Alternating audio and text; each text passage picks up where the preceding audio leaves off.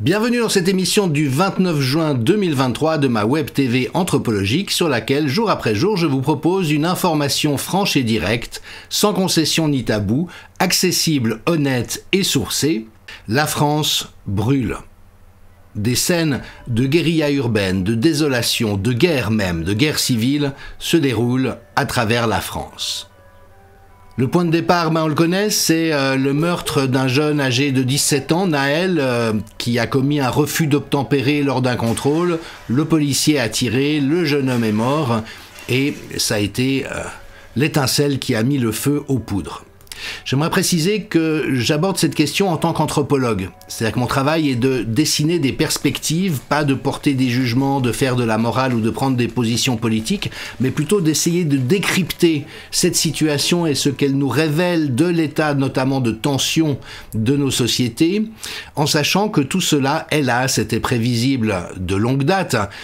C'est même le type d'événement récurrent et qui a vocation, dès lors qu'on ne fait rien pour traiter les causes, à se reproduire de plus en plus souvent. Je cite souvent l'immense sociologue Michel Maffezoli. J'ai récemment cité Le Temps des Peurs, un livre qui éclaire de manière tout à fait probante la théatrocratie et la guignolisation du monde, mais j'aimerais aussi me référer à L'Ère des Soulèvements, qui était le livre précédent, portant déjà sur la crise en cours, sachant que Michel Maffezoli, je le cite souvent aussi parce que je m'inscris dans son école de pensée et sa filiation intellectuelle, pratique ce qu'on appelle l'anthropologie de l'imaginaire, c'est-à-dire un courant qui s'attache à décoder précisément l'imaginaire d'une société telle qu'il évolue avant même qu'il ne produise des réalités observables, parce que lorsque la mentalité collective, si vous voulez, est gorgée d'un certain nombre de réalités, il y a forcément des passages à l'acte ou des descentes dans la matière à un moment donné. Donc tout cela était anticipable et Michel Maffezoli, dans l'ère des soulèvements, a nommé le fait qu'il allait y avoir des soulèvements spontanés assez brutaux qui vont se produire de manière répétée, sachant par ailleurs que le pourrissement fait partie des stratégies en cours du pouvoir. Elles sont totalement cohérentes avec la psychopathologie d'Emmanuel Macron que j'ai déjà analysée en détail dans une précédente émission, mais également du plan d'une prise de pouvoir de plus en plus forte de systèmes de surveillance sur la population. Alors effectivement, on est dans une situation très compliquée. Vous voyez, même Libération parle d'une police à la dérive. Le nombre de personnes tuées par la police lors de refus d'obtempérer a été multiplié par 5 depuis 2017. Il y a eu 13 morts en 2022, plus d'un par mois. Donc à ce stade, ce ne sont plus des bavures épisodiques. Il y a quelque chose de systémique qui s'est installé et par exemple certains auteurs, il me fait plaisir de citer Le Temps qui parfois fait encore du journalisme, relève qu'en Allemagne il y a eu un tir mortel en 10 ans pour refus d'obtempérer contre 16 en France depuis 1 an et demi. Donc on voit qu'il y a un problème structurel mais qui lui-même évidemment est révélateur d'autres choses et avec des prises de position extraordinairement binaires en quelque sorte alors qu'il y a deux problèmes superposés. Le premier, c'est que certains ne voient pas de problème à conduire sans permis, faire des délits de fuite et n'être pas condamnés en dépit d'activités délictuelles, voire criminelles de plus en plus graves. Et il est évident qu'un jeune qui tourne mal ou des contextes qui tournent mal, qui ne sont pas cadrés par une intervention saine de l'État, de la police et de la justice, sont en roue libre. Et donc il y a cette réalité du non-droit dans certaines zones du pays qui évidemment est problématique. Mais à l'inverse, d'autres ne voient pas le fait que les flics vous tirent dessus pour un délit de fuite, devenu banal, pose aussi une sérieuse difficulté. Et donc, cette seconde nuit d'émeute que nous avons vécue la nuit passée a été hallucinante.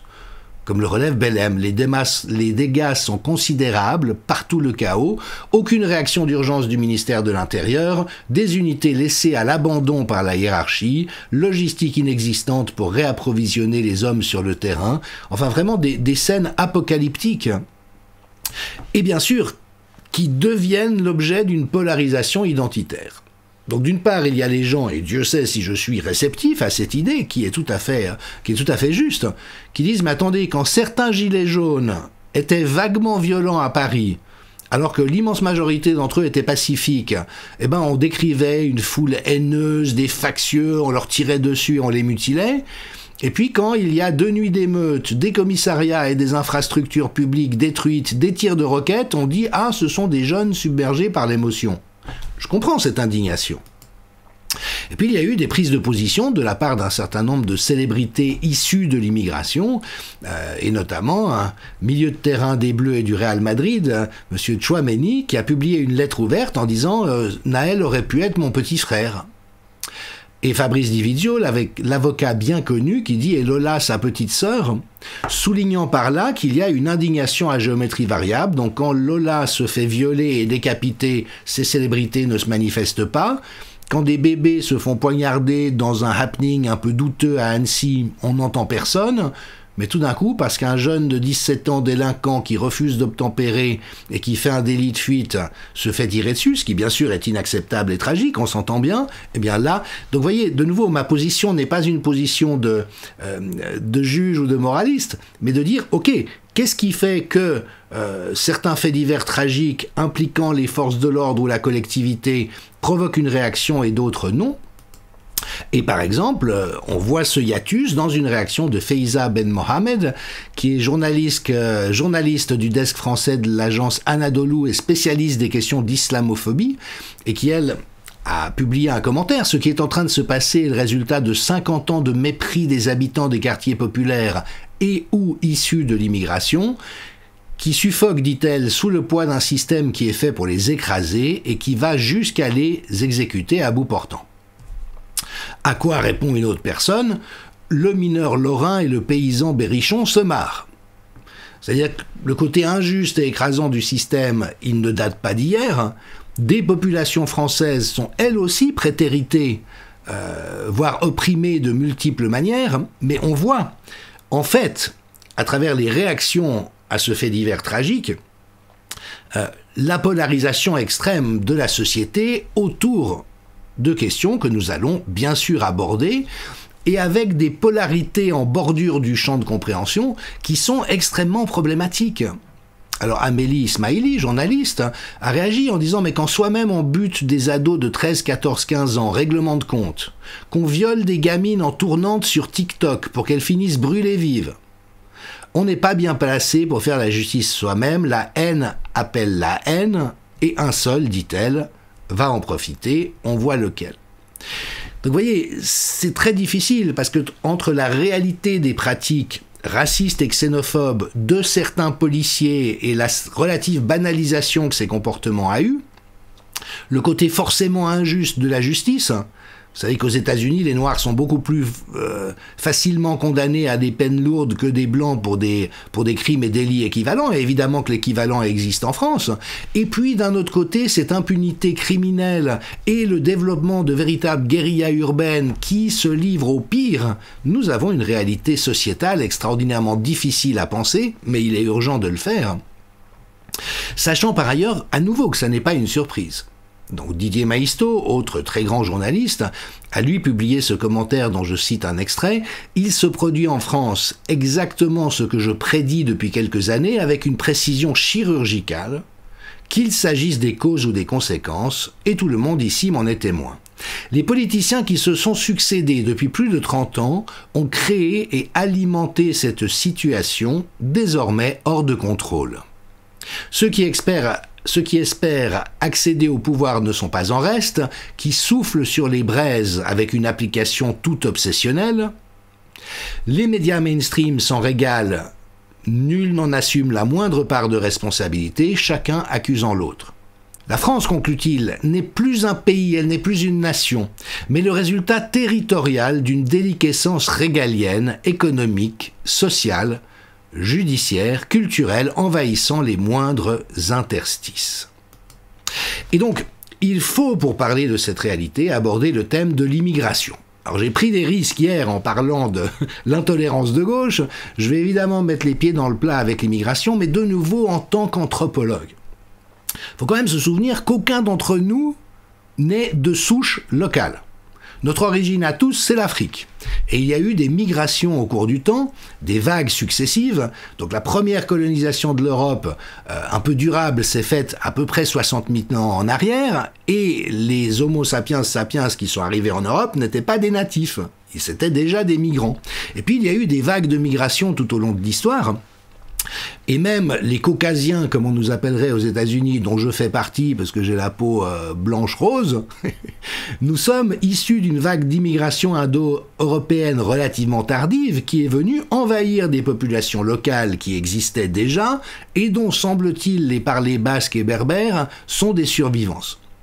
Donc, vous voyez, je ne peux pas réfléchir les questions migratoires à la lumière de la grille d'analyse politique et surtout pas dans le clivage gauche-droite complètement insuffisant pour penser ces réalités.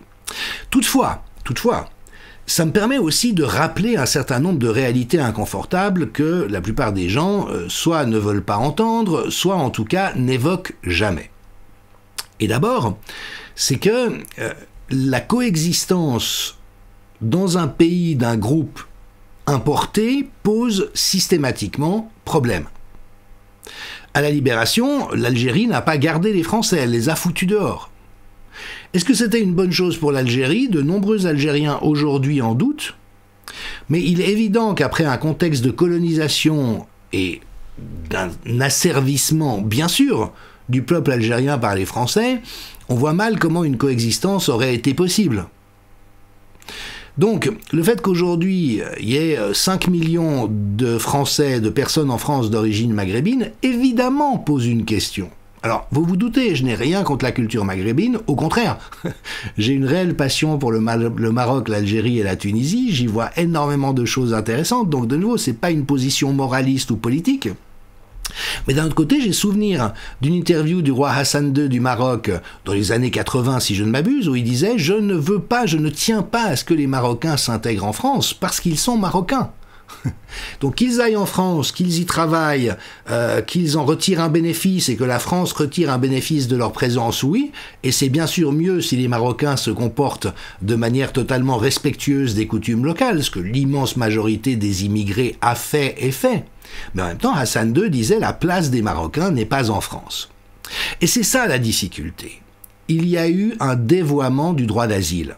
À l'origine, quelqu'un de menacé dans son pays par un pouvoir tyrannique ou dictatorial qui risquait sa vie, eh bien on l'accueillait en disant « Puisqu'il est en danger, nous lui accordons la possibilité de vivre normalement dans notre pays ». Mais le droit d'asile aujourd'hui n'a plus rien à voir avec ça. Il est la continuation d'un idéal qui s'est déformé à la mesure des réalités, et on sait tous que les flux migratoires aujourd'hui sont le fruit de 3 problèmes différents. Le premier, c'est qu'il continue d'y avoir une injustice profonde dans les relations entre le Nord et le Sud, et donc que les populations locales dans d'innombrables pays n'ont pas la perspective de vivre une vie suffisamment confortable. Bon, s'ils étaient heureux et qu'ils vivaient dans l'abondance dans leur pays, la plupart des migrants ne penseraient même pas à venir en Europe. Dans le froid, avec une culture différente, dans une société quand même passablement déséquilibrée, mais c'est bien parce qu'il y a ce manque structurel chez eux que le rêve de l'émigration vers l'Occident continue d'être entretenu, d'ailleurs par des clichés télévisuels, cinématographiques et autres, et avec toute une industrie de la migration. Et c'est ça le problème aujourd'hui. Ce n'est pas qu'il y ait des immigrés chez nous, c'est une richesse, évidemment, que d'avoir des personnes d'autres cultures.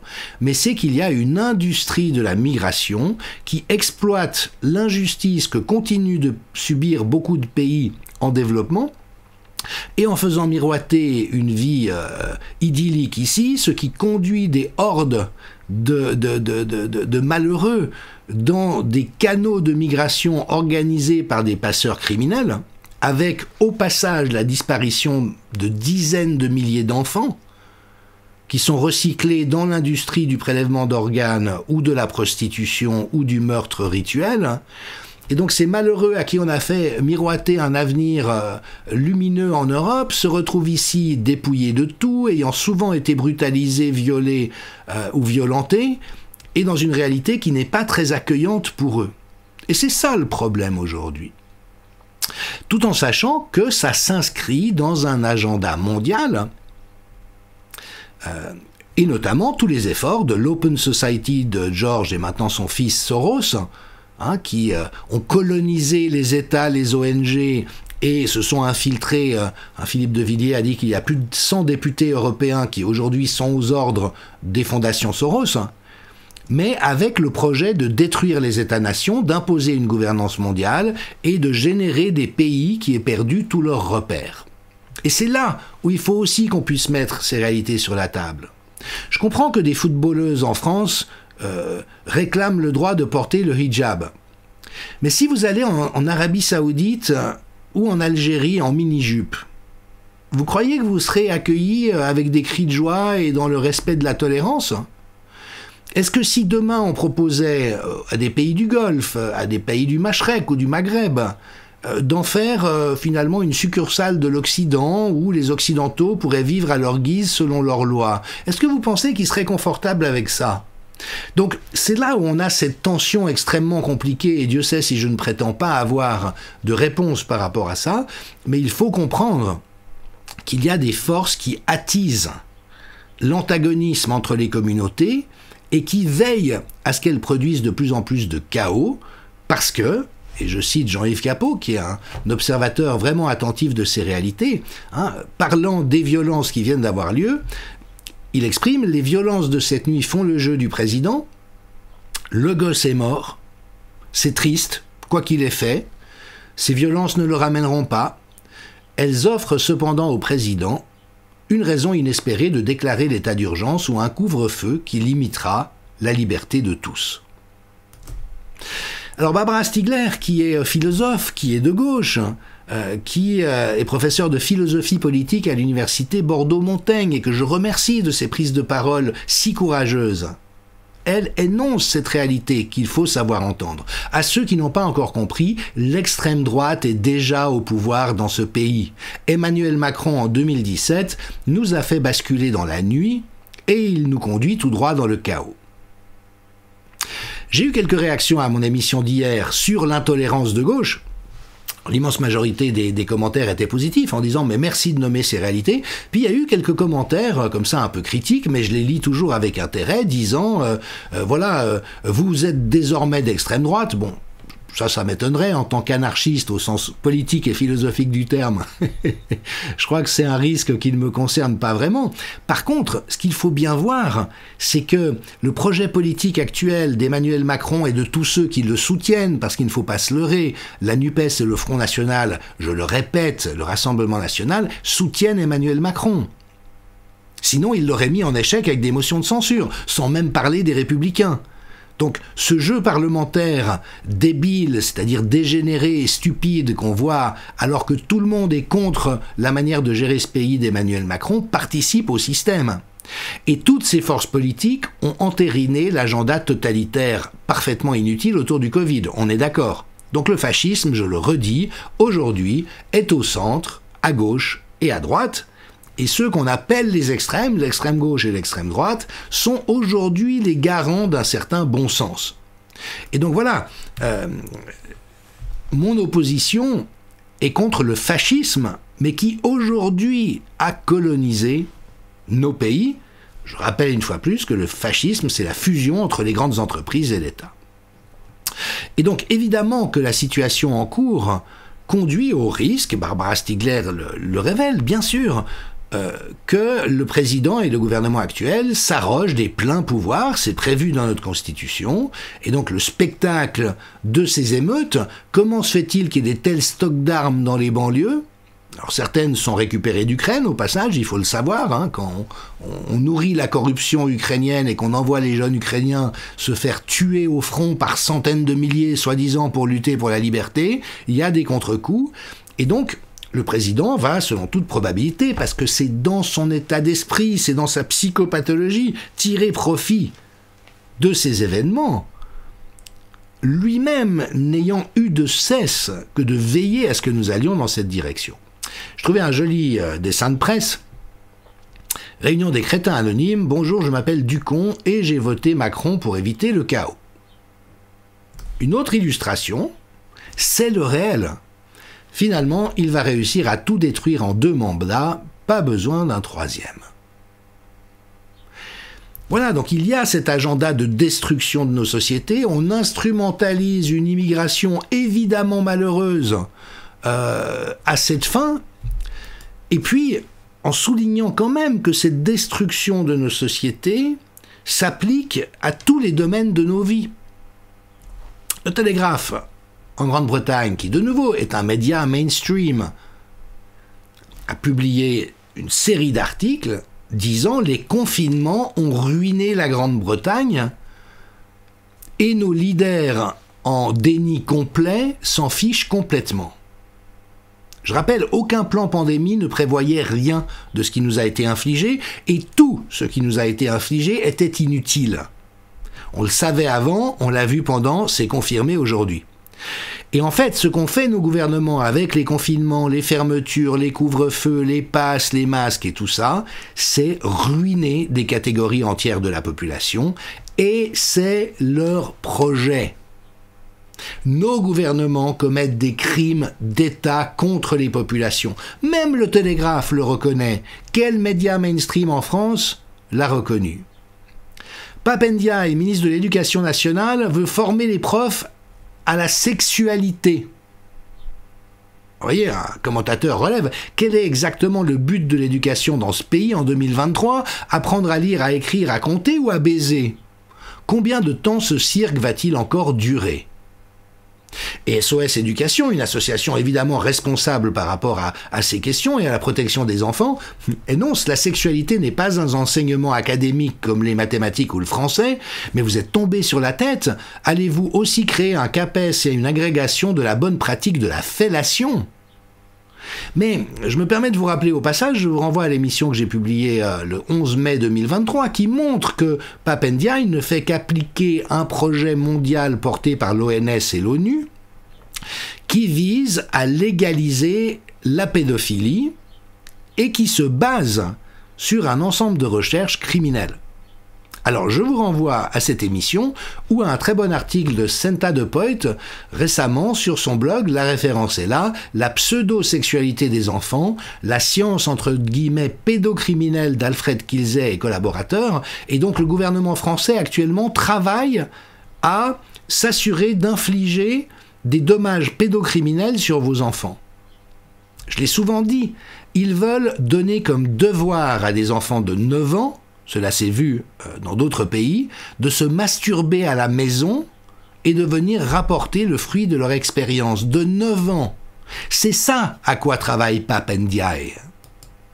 Et donc, quand un système est aussi dégénéré, aussi dépravé, et le ministre de la Justice, Éric Dupond-Moretti, est arrivé au tribunal de Lyon, les magistrats, avocats et fonctionnaires lui ont tourné le dos en guise de protestation. Donc tout ça est organisé, tout ça est orchestré. Je trouve maître Fabrice Dividio extrêmement éloquent et pertinent dans son analyse de la situation. Je lis une longue citation qu'il a publiée ce matin sur Twitter.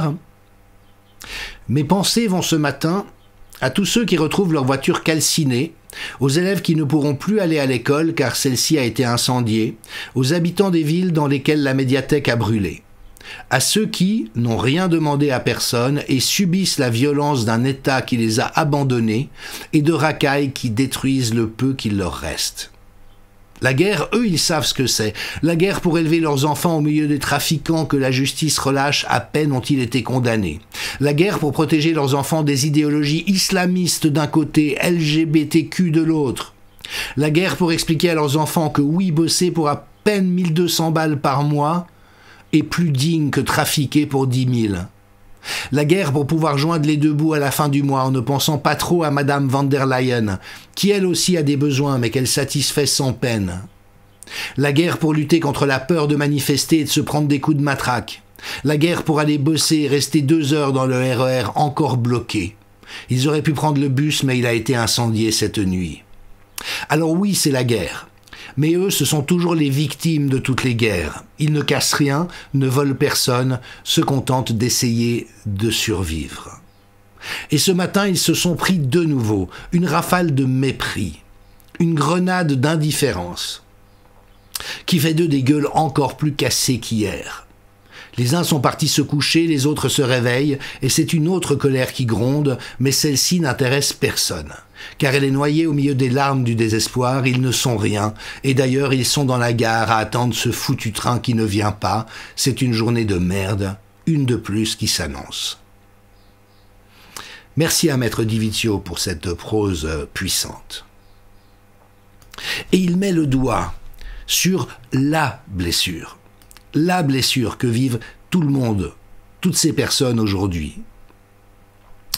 Dans mon activité en santé mentale, j'ai travaillé l'œuvre du docteur Paul Tournier, qui, dans les années 40 et 50, avait créé la médecine de la personne. C'est-à-dire prendre le temps d'entrer en relation avec ses patients, de découvrir leur vie, de parler de ce qui les affecte, parce qu'il disait qu'on prend le temps d'entrer en relation avec la personne, la santé des gens s'améliore tout de suite. Et je me permets une autre citation de lui. Le vrai problème, écrivait-il, c'est le mépris. Ne me méprisez pas, prenez-moi au sérieux. C'est le fond de toutes les revendications. Prenez-moi au sérieux, quand même je ne suis pas un universitaire, quand bien même je ne suis qu'un ouvrier, quand bien même je suis un noir, quand bien même je suis un colonisé, quand même je suis une femme, quand même je suis un retraité, quand même je ne suis qu'un petit bambin. La revendication n'est pas d'égalité mais de dignité, d'être pris au sérieux, d'être reconnu comme interlocuteur valable non seulement dans une discussion, mais aussi dans un dialogue. Et c'est ça le mal qui ronge la société française. Et notamment parce que le président, le gouvernement, les parlementaires, les journalistes, eux-mêmes, ne cessent de montrer leur mépris, ne cessent de montrer qu'ils n'ont aucun respect pour la dignité de quiconque. Alors j'aimerais terminer cette émission sur une note positive. Elle me touche, donc j'espère pouvoir la lire en gardant toute ma contenance émotionnelle. Mais voyez, un drame a été évité samedi après-midi à Limay. Un enfant de 8 ans est tombé accidentellement dans la Seine. Son père s'est jeté dans le fleuve pour le secourir, mais s'est retrouvé en difficulté. Mohamed, un adolescent de 12 ans, qui se trouvait à proximité, n'a pas hésité une seconde pour sauter dans l'eau afin de les sauver de la noyade. Ce geste héroïque du jeune garçon a été salué par les nombreux témoins et sur les réseaux sociaux. Sortis de l'eau avant l'arrivée des secours, les 2 victimes ont été conduites en urgence à l'hôpital de Mantes-la-Jolie. Mohamed a notamment été félicité par les forces de l'ordre. Un écusson de la police nationale lui a été remis. Bravo à ce héros. Et cela nous rappelle qu'il y a bien sûr des forces de destruction, de violence, de haine, de folie furieuse à l'œuvre autour de nous, mais aussi actuellement, c'est ça tout le drame dans nos pseudo-élites, mais qu'il y a aussi en chacun ce potentiel d'altruisme, le fait qu'il puisse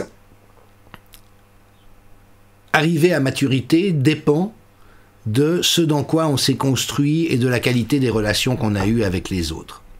Et donc, l'espoir que j'ai, c'est qu'il existe en nous cette valence.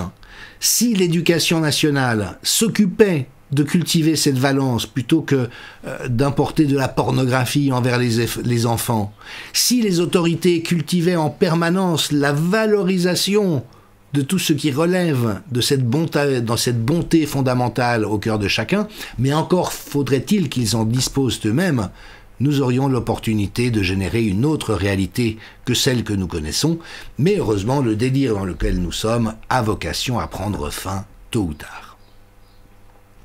Voilà, si vous avez apprécié cette émission ou ma web TV, je vous invite à nous soutenir pour que nous puissions continuer à vous soutenir avec de l'information de qualité qui respecte ceux et celles à qui elle est adressée. Et sur le site jdmichel.tv, vous trouvez les moyens, si vous le souhaitez, d'effectuer une donation du montant de votre choix ou de vous abonner à partir d'1 € par mois.